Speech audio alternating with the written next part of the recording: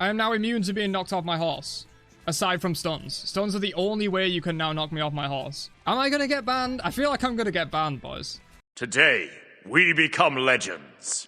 Shields in Smite are utterly broken. There seems to be no clear stance from Hi-Rez on how shields are supposed to work, but the common thing I hear people say, and what is the closest we have to an official position, is that shields do not stack and the larger shield always takes priority overriding smaller shields. This is easily proven as not true though. Simply applying any shield to yourself and activating Shell will show that they do indeed stack with each other. So all shields stack then? Also no. Some shields stack and others don't, and after hours of testing, there appears to be no consistent logic or reason on which shields will stack with others and which won't. For example, Heroism's wiki page says it will not stack with any other shield effect, but in fact does stack with almost every other shield effect in the game. Heroism and Shell stacks. Heroism and Lancelot's mount shield stacks. Heroism and Bloodforge stacks. But of course, we all know that not all shields stack because of the famous example of Nike's ultimate. Granting you a 35% of your max HP shield, this ult notoriously does not stack with Pribwin. If you Nike ult with Pribwin, you only get the ult shield. It's as if you never even had Pribwin in the first place. This is where it gets weird though, because Lancelot's ult does stack with Pribwin,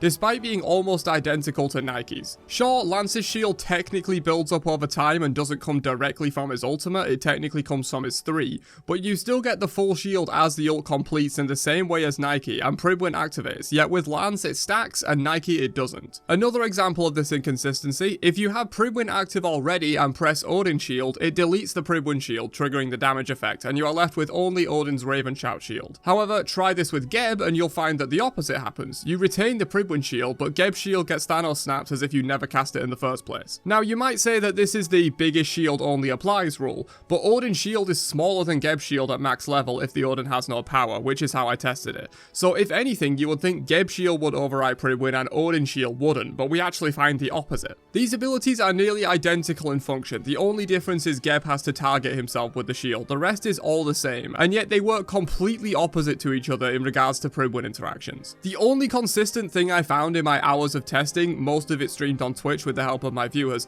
is that Shell will stack with every shield in the game except itself. Got Pribwin? Shell will work. Got Nike ult? Shell will also work. Got another Shell? Shell will whiff. So it's clearly not that Nike ult is coded as some kind of exception and no shield stack with Nike ult, because Shell does. Also, if you are wondering, shields do appear to be calculated independently when they do stack. So for example, if you get Pribwin shield and then press Nem 3, you only reflect damage for the health of the Nem shield, not the entire shield you have in total. Same for things like Raven passive. Once the specific shield from his passive wears off, you lose the movement speed, even if you still had some shield left over from something like Shell or Pribwin. So what about item shields, not relics or other abilities? Well, this is where it gets even more wacky. When Nike has Bloodforge, if she gets a kill directly with the damage from her ultimate, Bloodforge completely deletes and overrides the ultimate shield, leaving you with just a Bloodforge shield.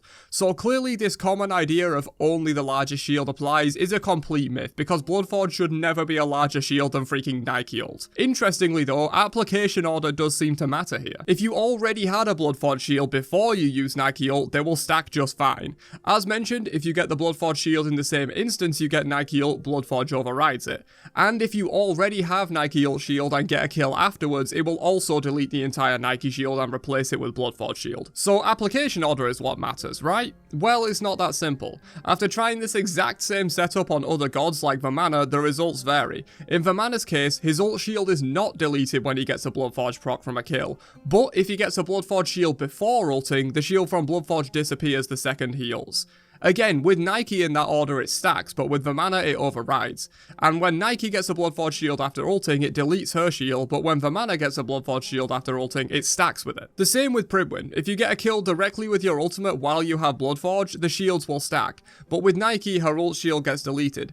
These inconsistencies are built into basically every shield in the game except Shell, which I previously mentioned seems to stack with everything except itself, no matter what. After testing about a dozen gods with tons of different shield items, abilities, and relics, Shell has always stacked with everything except other shells. The rest of the shields in the game though, it's a Wild West free-for-all. Some shields overwrite others, some shields stack with others, some shields that overwrite a certain item shield will actually stack with that item shield if you have a different shield from an ability already applied to you beforehand. It's a complete clusterfuck. And with the lack of any documentation on how shields are supposed to work from Hi-Rez, even the word of Thoth, the go-to mechanics guide for Smite, has no information on how shield stacking should work. This testing is all I can rely on, and to say it was inconclusive would be an understatement. It seems to just go on a case-by-case basis, but in general, more shields stack than don't. Most item shields like Heroism and Bloodforge, for example, seem to stack, but then some ability shields like Odin's Raven Shout will delete all item shields you have on you when you cast it. Some abilities like Geb Shield will overwrite themselves and you keep the item shield, and some abilities like Raven's passive or Lancelot's 3 will completely stack with all shield effects, leading to some crazy interactions like this where I have a shield that's my entire health bar on Lancelot using Blue Pribwin, his ult shield, Heroism, and Shell. But try this combo on Odin and once he presses 2 it will delete all the previously applied shields except Shell. None of it makes a lick of sense, and my theory is that there is no hard rule on shields because they used to be way less common in the early days of Smite when these interactions were likely programmed. They probably didn't plan ahead for there being dozens of different shields in the game from items, abilities, and relics, and therefore each one has its own way of interacting with other shields, causing these ridiculous inconsistencies. What we know for sure is that the common idea of biggest shield overrides any smaller ones is complete bullshit. That can be proved in 5 seconds by pressing Shell when you have any other shield, or getting a Heroism proc while you have Bloodforge passive. Speaking of Bloodforge and Heroism though, in my testing of shields I discovered a major bug that if you have Bloodforge shield on you and then get hit with Heroism,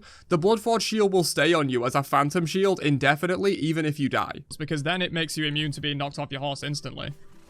Or just completely. And if it's really easy to just do that in one game, especially if you have your Mojo that can proc Heroism on her own backline. Wigglesworth, thank you for the follow. Yeah, that works, right? It's bigger than before. So that's all you have to do.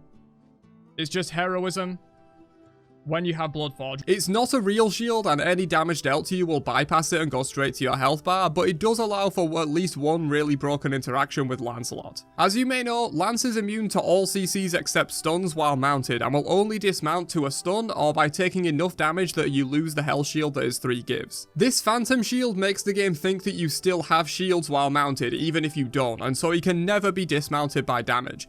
This is of course a bug and will hopefully be fixed as it's pretty abusable. Don't abuse this in a real match or you will likely get banned, you've been warned. But yeah, even with that interaction aside, shields in Smite are completely broken and have no logic to them whatsoever. Some stack, some delete other shields, some get deleted themselves if you try to apply them with a shield.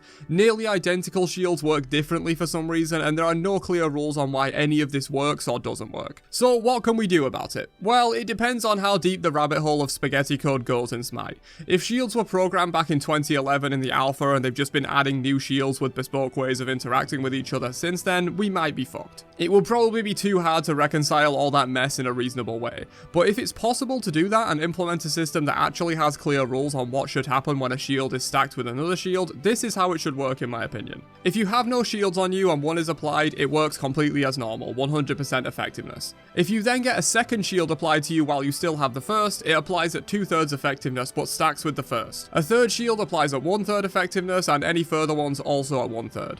This allows shields to have a uniform way of interacting with each other with a built-in check for any broken interactions stacking many shields on top of each other. Once this system is implemented, allow all shields to stack with each other regardless of origin, but following that 2/3 and 1/3 rule. Would this buff certain shields like Nike Ult and Odin 2 that currently delete other shields on application? Yes. Would it nerf certain shields like Raven passive and Lance 3 that currently stack with all other shields no problem? Yes. But you can address those issues independently and buff or nerf certain gods or items that become stronger or weaker in this new uniform system. It will be a damn sight better than the broken mess of interactions we have right now. Catch you guys in another one later on. Have a great day, and peace out, you nerds.